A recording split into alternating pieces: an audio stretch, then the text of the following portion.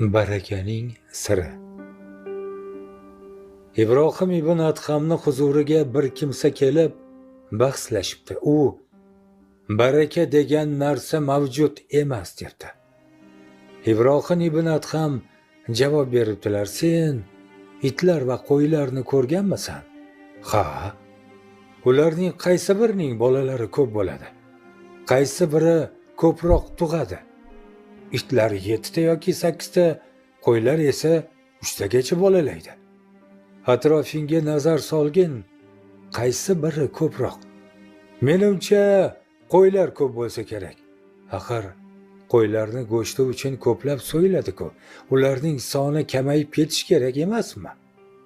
Ha, mana shuni baraka deyishadi. Nima uchun bunday bo'ladi? Nimaga qo'ylarda baraka bor, itlarda esa yo'q? Ibrohim ibn Adham: chunki qo'ylar tunning avvalgi qismida uxlab, tong otguniga qadar uyg'onadilar va Allohning rahmati yog'iladigan vaqtda bedor bo'lganlari uchun ularga baraka tushadi. Itlar esa tuni bilan vovullab yuradi, u yoqdan bu yoqqa yuguradi, tong otar vaqtida esa uyquga yotadi.